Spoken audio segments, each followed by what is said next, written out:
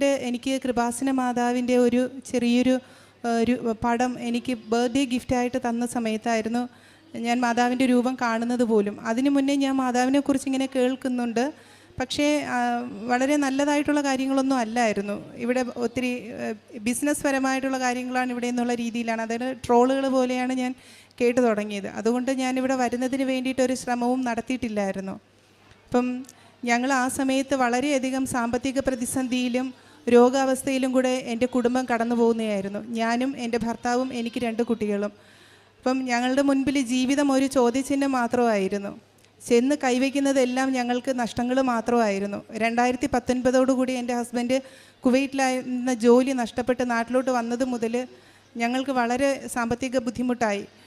കുട്ടികളെ പഠിപ്പിക്കാൻ പോലും പറ്റാത്തൊരവസ്ഥ. ഇതിനിടയ്ക്ക് ഞങ്ങൾ ഫാമിലിയോടുകൂടി വിദേശത്ത് പോകാൻ വേണ്ടി, ഞാനും എൻ്റെ ഹസ്ബൻഡും വിദേശത്ത് പോകാൻ വേണ്ടി ഒരു ഏജൻറ്റിന് കുറച്ച് കാശ് കൊടുത്തു. പുള്ളി ഞങ്ങൾ ഓൺ അറൈവൽ വിസയിൽ സെർബിയ എന്ന് പറയുന്ന സ്ഥലത്ത് ഇറക്കിയിട്ട് ഞങ്ങളുടെ പാസ്പോർട്ടും മറ്റ് ഡോക്യുമെൻറ്റ്സും എല്ലാം വാങ്ങിയിട്ട് പുള്ളി അങ്ങ് പോയി. ഞങ്ങളുടെ കയ്യിൽ ആകെ ഉണ്ടായിരുന്നത് ഞങ്ങളിട്ടിരുന്ന ഡ്രസ്സ് മാത്രമേ ഉണ്ടായിരുന്നുള്ളൂ. അവിടുന്ന് പല പല പോലീസ് ഞങ്ങളെ പിടിച്ചു പല പല ജയിലുകളിലായി. ഒരു 10-20 ദിവസം വളരെ ദുരിതത്തിലായിരുന്നു. നിങ്ങൾക്ക് ചിന്തിക്കാൻ എന്നതിനപ്പുറമായിരുന്നു ഞങ്ങളുടെ ജീവിതം ആ 10-20 ദിവസവും. പക്ഷേ ആ സമയങ്ങളിലൊക്കെ 91 സങ്കീർത്തനമായിരുന്നു ഞങ്ങളുടെ ഏറ്റവും വലിയ ബലം. ഒടുവിൽ ഗ്രീസ് പോലീസ് ഞങ്ങളെ തുർക്കിയിലോട്ട് ഇറക്കി വിട്ടു. അപ്പം ഞങ്ങൾ ഡയറക്റ്റ് തുർക്കി എംബസിനെ പോയി കണ്ട് ഞങ്ങളുടെ അവസ്ഥകളൊക്കെ പറഞ്ഞപ്പോഴത്തേക്കും ഞങ്ങൾക്ക് ഔട്ട് പാസ് തന്ന് ഞങ്ങൾ നാട്ടിലോട്ടെത്തി. നാട്ടിൽ വന്നു കഴിഞ്ഞപ്പോഴും വീണ്ടും ജീവിതം ഒരു ചോദ്യചിഹ്നമായി. ഇനി എന്ത് ചെയ്യും? ആർക്കും ജോലിയില്ല, വീട്ടിൽ കുട്ടികൾ പഠിക്കുന്നത്, എന്ത് ചെയ്യണം? വീട് ലോൺ എടുത്തൊക്കെയാണ് വീട് വെച്ച്, വീട് ജപ്തിയുടെ വക്കിലായി. അങ്ങനെയാണ് ഞാൻ പിന്നെ ആ സമയത്ത് ഞാൻ യൂട്യൂബ് വഴി കൃപാസനത്തിൻ്റെ സാക്ഷ്യങ്ങൾ ഒത്തിരി കേൾക്കാൻ വേണ്ടി തുടങ്ങിയപ്പോഴത്തേനും ഭയങ്കര ആഗ്രഹം ഒന്ന് കൃപാസനത്ത് വരണം എന്നുള്ളത്. അങ്ങനെയാണ് ഞങ്ങൾ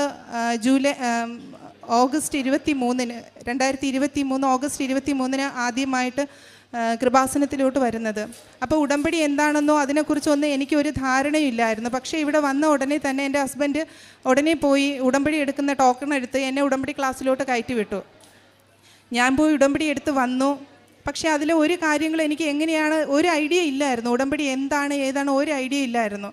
പക്ഷേ പണ്ടേ ദിവ്യബലി മുടക്കാറില്ല, കുടുംബ പ്രാർത്ഥന മുടക്കാറില്ല, ആ ഒരു അവസ്ഥ അത് മാത്രമേ ഉണ്ടായിരുന്നുള്ളൂ. പിന്നെ ഇവിടുന്ന് പോയപ്പം മുതൽ പ്രത്യക്ഷീകരണ പ്രാർത്ഥന ചൊല്ലും, സായാഹ്ന പ്രാർത്ഥന ചൊല്ലും. വേറെ കാരുണ്യ പ്രവൃത്തികളോ പ്രേക്ഷിത പ്രവർത്തനങ്ങളോ ബൈബിൾ വായനയോ അങ്ങനെ യാതൊന്നും ഇല്ലായിരുന്നു. വീണ്ടും ഞാൻ എൻ്റെ ബുദ്ധിയിൽ ആശ്രയിച്ചു, എങ്ങനെ വീടിൻ്റെ ജപ്തി ഒഴിവാക്കാം, എങ്ങനെ ഒരു ജോലി കണ്ടെത്താം എന്നുള്ള എൻ്റെ ബുദ്ധിയിൽ മാത്രം ആശ്രയിച്ച് ഞാനിങ്ങനെ ഓടിക്കൊണ്ടേയിരുന്നു. എന്നിട്ട് 2023 നവംബറിൽ ഞാൻ വീണ്ടും ഇവിടെ വരുന്നു. പക്ഷേ ഉടമ്പടി പുതുക്കാതെ വെറുതെ വന്ന് പ്രാർത്ഥിച്ച് തിരിച്ചുപോയി. വീണ്ടും ഞങ്ങൾ ഞങ്ങളുടേതായിട്ടുള്ള ബുദ്ധിയിൽ തന്നെയായിരുന്നു. ഒടുവിൽ ഏപ്രിൽ മാസം 2024 ഏപ്രിൽ 23 ഞാൻ ഉടമ്പടി ആദ്യമായി പുതുക്കാൻ വേണ്ടിയിട്ട് വന്നു. അന്ന് ഉടമ്പടി പുതുക്കി കഴിഞ്ഞപ്പോഴത്തേന് എനിക്ക് അന്ന് തന്നെ ബഹുമാനപ്പെട്ട ജോസഫ് അച്ഛനെ കാണാൻ വേണ്ടിയിട്ടുള്ള സാഹചര്യം കിട്ടി. അപ്പം അതിനു മുന്നേ 2024 ജാനുവരി മാസം 19 എൻ്റെ വീട് ജപ്തിയായി. പൊസിഷൻ ചെയ്യാൻ വേണ്ടിയിട്ട് ആൾക്കാർ വന്നു, ഇറങ്ങി കൊടുക്കണം, ഇതേ ഉള്ളൂ എൻ്റെ മുമ്പിൽ മാർഗം. വേറെ മാർഗങ്ങളൊന്നും ഇല്ലായിരുന്നു. അപ്പം നേരെ ബാങ്കിനെ പോയി സമീപിച്ചപ്പോഴത്തേനും അവർ വേറെ ഒരു ഓപ്ഷനും ഇല്ല, ഇറങ്ങി കൊടുക്കുക, അതല്ലാതെ വേറെ ഒന്നുമില്ല. എന്ത് ചെയ്യണമെന്ന് ഒരു ഐഡിയ ഇല്ല. എൻ്റെ ഒരു കസിൻ എന്നെ ഹെൽപ്പ് ചെയ്ത് ഒരു 2 ലക്ഷം രൂപ ആ ദിവസം ബാങ്കിലടച്ച് അന്നത്തെ ജപ്തി ഒഴിവാക്കി. ഒരേ ഒരു എഗ്രിമെൻറ്റിൽ, അതായത് വരുന്ന 2024 മാർച്ച് 25 വൺ ടൈം സെറ്റിൽമെൻറ്റ് നടത്തണമെന്നുള്ള ഒരു എഗ്രിമെൻറ്റിലായിരുന്നു ആ 2 ലക്ഷം രൂപ ജാനുവരിയിൽ ബാങ്കിൽ അടയ്ക്കുന്നത്. പക്ഷേ ഞങ്ങളെ കൊണ്ട് മാർച്ച് മാസം ബാക്കി പൈസ അടയ്ക്കാൻ വേണ്ടി പറ്റാതെ വന്നു. ഞാൻ ഏപ്രിലാണ് ആദ്യത്തെ ഉടമ്പടി പുതുക്കുന്നത്. അന്നാണ് എനിക്ക് അച്ഛനെ കാണാൻ വേണ്ടിയിട്ട് പറ്റി. അച്ഛൻ ഉടമ്പടി ഉപ്പ് വീടിന് ചുറ്റും തളിച്ച് ഇട്ട് വിശ്വാസ പ്രമാണം ചൊല്ലി പ്രാർത്ഥിക്കാൻ പറഞ്ഞു. ഒരു കാശുരൂപ ഞാൻ എൻ്റെ വീടിൻ്റെ കട്ടളപ്പള്ളിയിൽ മാതാവിൻ്റെ കാശുരൂപ സ്ഥാപിച്ചു. പക്ഷേ ആദ്യത്തെ ഉടമ്പടി പുതുക്കി കഴിഞ്ഞപ്പോൾ മുതൽ എൻ്റെ മനസ്സിനൊരു വല്ലാത്ത ഒരു ധൈര്യമായിരുന്നു. എൻ്റെ വീട് എൻ്റെ കൈവിട്ട് പോകത്തില്ല. കാരണം എൻ്റെ ഹസ്ബൻഡിന് ഇതിനിടയ്ക്ക് ഒരു മേജർ സർജറി കഴിഞ്ഞു, സ്ട്രോക്ക് വന്നൊരു മേജർ സർജറി കഴിഞ്ഞു. പുള്ളിക്ക് കുറച്ച് ഫിസിക്കൽ ഇഷ്യൂസൊക്കെ ഉണ്ട്, പഴയതുപോലെ ജോലി ചെയ്യാൻ പറ്റാത്ത ഒരവസ്ഥ. അപ്പം എൻ്റെ മുമ്പിൽ മൊത്തത്തിൽ ജീവിതം ഇരുളടഞ്ഞ അവസ്ഥയാണ്. അപ്പം ഞാൻ ഈ കാശുരൂപം വീടിൻ്റെ കട്ടിളപ്പടിയിൽ സ്ഥാപിച്ച അച്ഛൻ പറഞ്ഞതുപോലെ ഉടമ്പടി ഉപ്പ് വീടിന് ചുറ്റും തളിച്ച് വിശ്വാസ പ്രമാണം പഠിച്ച് പ്രാർത്ഥിക്കുകയായിരുന്നു. അപ്പോൾ വീണ്ടും എനിക്ക് മെയ് മാസം ലാസ്റ്റ് ആയപ്പോഴത്തേനും അടുത്ത ജപ്തി നടപടിയുമായിട്ട് ബാങ്കുകാർ വീട്ടിലോട്ട് വന്ന്. അപ്പോൾ ജൂൺ മാസം 7-ാം തീയതി ഞങ്ങൾ വീട്ടിൽ നിന്ന് ഇറങ്ങി കൊടുക്കണമെന്ന് പറഞ്ഞിട്ട് എൻ്റെ മുൻപിൽ എന്ത് ചെയ്യണമെന്നൊരു പിടിയില്ല. ഹസ്ബൻഡ് അപ്പം തന്നെ BPF കൂടി ഷിവറിങ്ങൊക്കെ ആയി. പുള്ളി ആകെ ഒരു വല്ലാത്തൊരവസ്ഥയിലായി. ഞാൻ പറഞ്ഞു നമ്മുടെ കൂടെ മാതാവുണ്ട്, നമുക്ക് എന്തായാലും ബാങ്കിനെ ഒന്ന് സമീപിക്കാം. ഞാൻ ഉടമ്പടി കാശുരൂപം എടുത്ത് എൻ്റെ വീടിൻ്റെ ഡോക്യുമെൻറ്റ്സും ഒക്കെ ആയിട്ട് ബാങ്കിനെ സമീപിച്ചപ്പോഴത്തേനും അതുവരെ ഞങ്ങൾ പോകുമ്പോഴും ഞങ്ങൾക്ക് ഒരു സ്വസ്ഥതയും തരത്തില്ല. എങ്ങനെയെങ്കിലും നിങ്ങൾ വീട് വിൽക്കുക, അല്ലെങ്കിൽ വീട് ലേലത്തിൽ വെക്കുക, നിങ്ങൾ വീട്ടിൽ നിന്ന് ഇറങ്ങി ഇങ്ങനെ തന്നെ പറഞ്ഞ് ഞങ്ങൾ മാനസികമായിട്ട് ഭയങ്കരമായിട്ട് വിഷമിപ്പിച്ചുകൊണ്ടിരുന്ന ബാങ്ക് മാനേജർ അന്ന് ഞങ്ങൾ പോകുമ്പോഴത്തേലും വളരെ സൗമ്യതയോടുകൂടി ഞങ്ങൾ അവിടെ ഇരിക്കാൻ വേണ്ടിയിട്ട് പറഞ്ഞു. അപ്പം ഇരുന്ന് ഞാൻ എൻ്റെ കാര്യങ്ങളൊക്കെ പറയുകയായിരുന്നു. പറഞ്ഞു കഴിഞ്ഞപ്പോഴത്തേനും പറഞ്ഞു, മാഡം ഒരു കാര്യം ചെയ്താൽ മതി, ജൂൺ മാസം മുതൽ ഞങ്ങൾ EMI അടയ്ക്കുന്നത് പോലെ നിങ്ങൾ അടച്ചു തന്നാൽ മതി, നിങ്ങളുടെ വീടിൻ്റെ ജപ്തി ഞങ്ങൾ ഒഴിവാക്കി തന്നിട്ടുണ്ടെന്ന്. അത്രയും വലിയൊരു നന്മയാണ് പരിശുദ്ധ മാതാവ് വഴി എൻ്റെ കുടുംബത്തിന് കിട്ടിയത്. അപ്പം അതിനു മുന്നേ മാതാവ് എന്നെ ഒരുക്കിയതെന്ന് പറഞ്ഞാൽ എൻ്റെ മോൻ BCom ഫൈനൽ ഇയർ പഠിച്ചുകൊണ്ടിരിക്കുകയായിരുന്നു. അവൻ്റെ ഫൈനൽ എക്സാമിൻ്റെ സമയത്ത് അവനൊരു ചെറിയ ജോലി ശരിയായി. 13,000 രൂപ ശമ്പളമുള്ള ഒരു ജോലിയായിരുന്നു. എൻ്റെ വീടിൻ്റെ ബാങ്കിൻ്റെ EMI എന്ന് പറയുന്നത് എനിക്ക് 13,000 രൂപയായിരുന്നു. ആ ഒരു ധൈര്യത്തിൽ പരിശുദ്ധ അമ്മ ഈ ജപ്തി നടപടി 2ാമത് വരുന്നതിന് മുമ്പ് തന്നെ എൻ്റെ മകനൊരു ജോലി കൊടുത്തു. ഞങ്ങളുടെ വീടിൻ്റെ ജപ്തി ഒഴിവായി കിട്ടി. ഇപ്പോഴ് സന്തോഷത്തോടുകൂടി എൻ്റെ മകൻ ജോലി ചെയ്ത് ഞങ്ങളുടെ വീടിൻ്റെ EMI അടച്ചു പോകുന്നുണ്ട്. ഇത്രയും വലിയ നന്മ തന്ന പരിശുദ്ധ അമ്മയ്ക്ക് 1000 നന്ദി. അതുകൂടാതെ എൻ്റെ മോള് ഓൺലൈൻ ക്ലാസ്സാണ് അറ്റൻഡ് ചെയ്യുന്നത്. അവൾ മെഡിസിൻ എൻട്രൻസ് കോച്ച് ചെയ്തുകൊണ്ടിരിക്കുകയാണ്. അപ്പം അവൾക്ക് എപ്പോഴും ഈ പുറംവേദന, ഒത്തിരി നേരം ഇങ്ങനെ ഓൺലൈൻ ക്ലാസ്സിൽ ഇരിക്കുന്നതുകൊണ്ട് ഭയങ്കര പുറംവേദനയായിരിക്കും. ഒരു 5 മിനിറ്റ് പോലും അവൾക്ക് ഇരിക്കാൻ പറ്റത്തില്ല, കിടക്കാൻ പറ്റത്തില്ല, ഭയങ്കര ബുദ്ധിമുട്ടായിരിക്കും. അപ്പം എൻ്റെ ഹസ്ബൻഡ് പറയും, നമുക്ക് ഉടമ്പടി തൈലം മോളുടെ മുതുകത്ത് തൂത്ത് കൊടുത്ത് പ്രാർത്ഥിക്കാം. ഒരു 2 ദിവസമേ അങ്ങനെ ചെയ്തുള്ളൂ. ഇന്ന് വരെ എൻ്റെ കുഞ്ഞിന് അതിനുശേഷം അങ്ങനത്തെ ഒരു ബുദ്ധിമുട്ടേ ഇല്ല. എത്ര മണിക്കൂർ വേണേലും അവൾക്ക് ഇരുന്ന് ക്ലാസ് അറ്റൻഡ് ചെയ്യാൻ വേണ്ടി പറ്റുന്ന ഒരവസ്ഥയിലായി. അതുപോലെ ഞങ്ങളുടെ വീട്ടിൽ ആർക്ക് എന്ത് ചെറിയൊരു ബുദ്ധിമുട്ട് വന്നാലും ഞങ്ങൾ പറയും, വീട്ടിൽ ഉടമ്പടി തൈലമുണ്ട്, ഉടമ്പടി ഉപ്പുണ്ട്, നമ്മൾ പിന്നെ എന്തിനാണ് ഹോസ്പിറ്റലിൽ പോകുന്നത്? ഞങ്ങളുടെ എല്ലാവരുടെയും മരുന്ന് ഇപ്പോഴും അതാണ്. അത് കഴിഞ്ഞതിന് ശേഷം എനിക്ക് ഇസ്രായേലിൽ പോകാൻ വേണ്ടിയിട്ട് ഒരു സാധ്യത ഇങ്ങനെ തുറന്നു വന്നു. പക്ഷേ അതിൻ്റെ എമൗണ്ടൊക്കെ കേട്ടപ്പോഴത്തേനും എനിക്ക് ഭയങ്കര ഭയമായി. കാരണം ഞങ്ങൾ ഓൾറെഡി വലിയ കടക്കടിയിലാണ് നിൽക്കുന്നത്. ഇനി എന്ത് ചെയ്യുമെന്നുള്ള ഒരു പിടിയുമില്ല. അപ്പം അതിന് വന്ന ആൾ തന്നെ ഞങ്ങളുടെ അടുത്ത് പറഞ്ഞ്, ഈ ഓഫർ കൊണ്ടുവന്ന ആളിനെ പറഞ്ഞ് പുള്ളി ഹെൽപ്പ് ചെയ്യാമെന്നൊക്കെ പറഞ്ഞു. പുള്ളിയാണ് എനിക്ക് ആദ്യത്തെ ക്ലാസ് കൂടേണ്ട കാശൊക്കെ തന്ന് സഹായിച്ചത്. എന്തായാലും ക്ലാസ്സൊക്കെ കൂടി എല്ലാം നല്ല രീതിയിൽ അവസാനിച്ചു.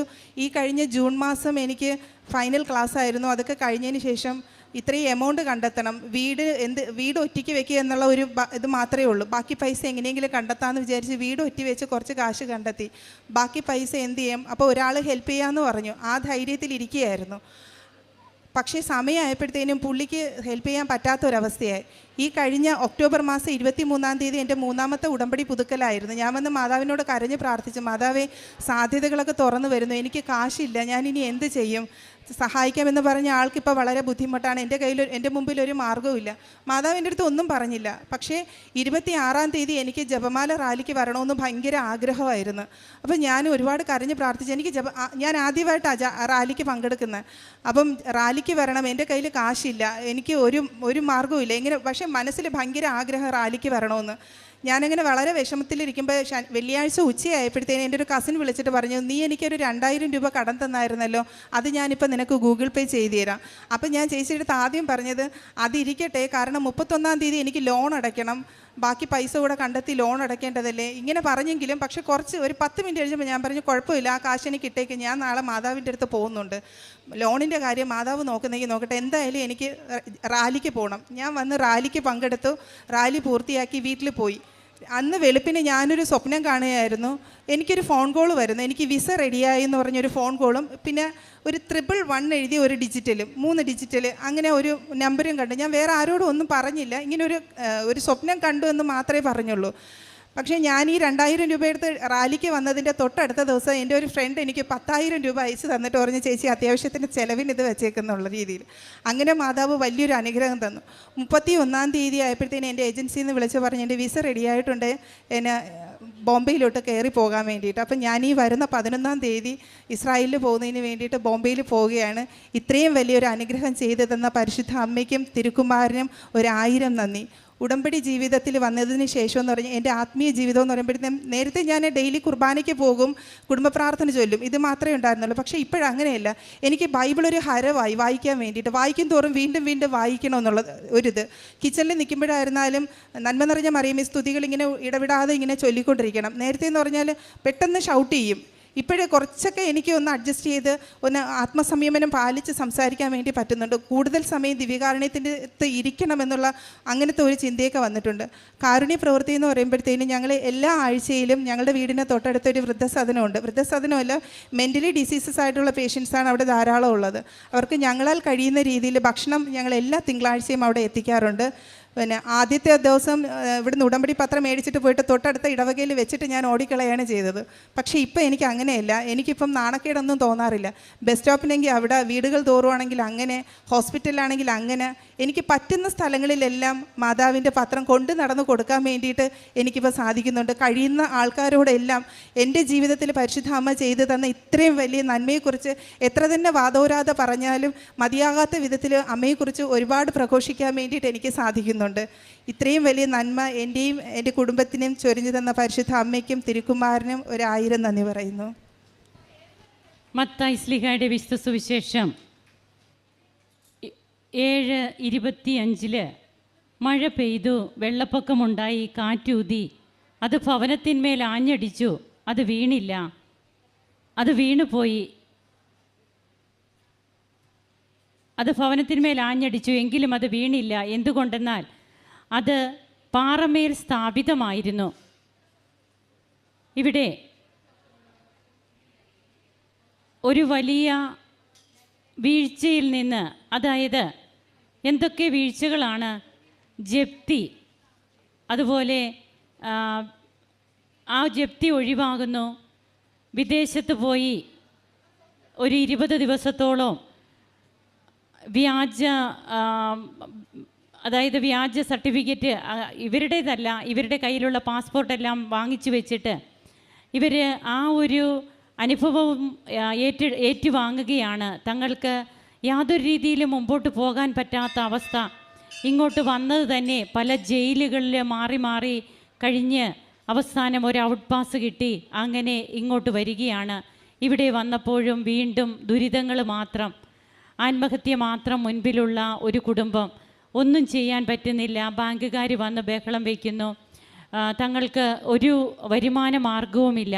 എന്നാൽ ഇപ്പോൾ പറഞ്ഞു നിർത്തുമ്പോൾ ജപ്തി ഒഴിവായി, വിദേശത്തേക്കൊരു ജോലി കിട്ടാനുള്ള സാഹചര്യങ്ങൾ ഒരുങ്ങുന്നു. മകന് ഒരു ചെറിയ വരുമാനം, മകനും ജോലി ലഭിക്കുകയാണ്.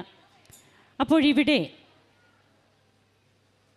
പരിശുദ്ധ അമ്മ എങ്ങനെയാണ് ഓരോ കുടുംബങ്ങളെ ഇങ്ങോട്ട് കൊണ്ടുവരുന്നത്? അത് ആദ്യമേ ട്രോളൊക്കെ കേട്ടിട്ടാണെങ്കിലും കൃപാസനത്തെക്കുറിച്ചുള്ള അനുഭവവും അറിവും എല്ലാവരിലേക്കും എത്തിക്കുന്നുണ്ട്. അതാണ് നാം ശ്രദ്ധിക്കേണ്ടത്. ട്രോള് കേട്ട്, അല്ലെങ്കിൽ ഇതൊരു ബിസിനസ് മേഖലയാണ്, കൃപാസന പത്രം വിറ്റ് കാശാക്കുന്നു, ഇങ്ങനെയൊക്കെയുള്ള ഓരോ അറിവുകളാണ് വ്യക്തികൾക്ക് കിട്ടുന്നത്. ആദ്യമേ അവർ മടിക്കും, പിന്നീട് ആ ട്രോള് തന്നെയാണ് അവരെ ഇങ്ങോട്ട് എത്തിക്കുക. അതാണ് ഏറ്റവും ഉപകാരമാകുന്നത്. ആ ട്രോള് തന്നെ ഉപകാരമാകുന്ന രീതിയിലാണ് ഇന്ന് കൃപാസനത്തിലെ അനുഭവ സാക്ഷ്യങ്ങൾ നമ്മോട് അതാണ് പറയുക. അങ്ങനെ തനിക്ക് എങ്ങനെ ഇന്നിപ്പോൾ ഇവിടെ വന്നെന്ന് സാക്ഷ്യം പറയാൻ പറ്റി. ഏറ്റവും അവസാനമായിട്ട് നാം ഇതെല്ലാം കേട്ട കാര്യങ്ങളാണ് പറഞ്ഞത്. ജപമാല റാലിയിൽ പങ്കെടുക്കണം, അതിന് പൈസയില്ല ഇങ്ങോട്ട് വരാൻ. നാം ഓരോ കാര്യങ്ങൾ പറയുമ്പോൾ നമ്മുടെ ഹൃദയത്തോട് ചേർന്ന് നിന്ന്, നമ്മുടെ ചെവിയോട് ചേർന്ന് നിന്ന് അത് കേൾക്കുന്ന ഒരാളുണ്ട്. അതാണ് പരിശുദ്ധ അമ്മ. നാം ഇതൊക്കെ പറയുമ്പോൾ അമ്മ ഇങ്ങനെയെല്ലാം ഒപ്പിയെടുക്കും. നാം ആരാണെന്നും നമ്മുടെ ഹൃദയത്തിൻ്റെ വിചാരവികാരങ്ങൾ ഏത് വഴിക്കാണെന്നുമൊക്കെ അമ്മയ്ക്ക് നന്നായി അറിയാം. അമ്മ ഈശോയോട് പറയും. ഉടനെ തന്നെ ഈ മകൾക്ക് എങ്ങനെ ഒരു 10,000 രൂപ ലഭിക്കുന്നു? അങ്ങനെ ജപമാല റാലിയിൽ പങ്കെടുത്തിട്ട് ചെല്ലുമ്പോൾ അമ്മ ഈ മകളുടെ കൂടെ വീട്ടിലേക്ക് കടന്നു ചെല്ലുകയാണ്. അതാണ് എനിക്കൊരു സ്വപ്നമുണ്ടായി, 3 ഡിജിറ്റ് കാണുകയാണ്. അതുപോലെ തന്നെ ആ മകള് ഇപ്പോൾ വിദേശത്തേക്ക് പോകുന്നതിനുള്ള എല്ലാ കാര്യങ്ങളും റെഡിയായിട്ട് നിൽക്കുകയാണ്. അപ്പോൾ ഇവിടെ അമ്മ ജീവനുള്ള സാന്നിധ്യമാണെന്നും നാം ഈശോയ്ക്ക് വേണ്ടി എടുക്കുന്ന ഒരു മിനിറ്റ് പോലും വ്യർത്ഥമാകില്ല എന്നുള്ളതാണ് തിരുക്കുമാരനെ അറിയിക്കുവാനായിട്ട് ആദ്യമേ പത്രം പള്ളിയിൽ വെച്ചിട്ട് ഓടിപ്പോകുന്ന മകള് ഇന്ന് എല്ലാവരോടും ഈശോയെക്കുറിച്ചും അമ്മയെക്കുറിച്ചും പറഞ്ഞു കൊടുക്കുന്നു. അവിടെയാണ് ആ മാറ്റം. അതുപോലെ ഇന്ന് ബൈബിൾ തിരുവചന വായന എനിക്ക് ഹരമാണ്, എനിക്കതില്ലാതെ പറ്റില്ല. എന്ത് ചെയ്തുകൊണ്ട് നടക്കുമ്പോഴും ഒരു പ്രാർത്ഥന അനുഭവം, അതായത് ദൈവവിചാരം തൊഴിലാക്കിയ കുറേ വ്യക്തികളെയാണ് കൃപാസനം ഇന്ന് ഇവിടെ നിന്ന് പറഞ്ഞു വിടുന്നത്. അപ്പോൾ ഈശോയെ കൂടെ കൊണ്ട് നടക്കുന്ന ഒരനുഭവം, ഏത് ജോലി എടുത്താലും ദൈവവിചാരം, അപ്പോഴത് തീർച്ചയായും അതുതന്നെയാണ് ഈശോ പറയുക. പ്രാർത്ഥന മാത്രം കൊണ്ട് ജീവിക്കണമെന്ന് ഈശോ പറഞ്ഞിട്ടില്ല. പ്രാർത്ഥനയും പ്രവർത്തനവും അതുതന്നെയാണ് കൃപാസനവും ചെയ്യുന്നത്.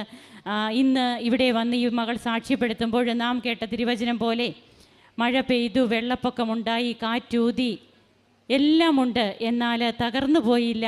അവിടെയെല്ലാം പിടിച്ചു നിൽക്കുവാനായിട്ട് കൃപാസനത്തിലെ ഉടമ്പടി, അതായത് ഇവിടെ വരുന്നതും ഇവിടെ വന്ന് അമ്മയുടെ തിരുനടയിൽ വന്ന് ഉടമ്പടി എടുത്തത് മുതലുണ്ടാകുന്ന കൃപകളുടെ ഒരു പെരുമഴ, അതാണ് നമുക്ക് കാണുവാൻ കഴിയുക. നമുക്ക് കരങ്ങളടിച്ച് ഈശോയ്ക്കും അമ്മയ്ക്കും നന്ദി പറയാം, ദൈവത്തെ ആരാധിക്കാം, മഹത്വപ്പെടുത്താം. അത്യപൂർവ ദൈവാനുഭവങ്ങൾ ഇനി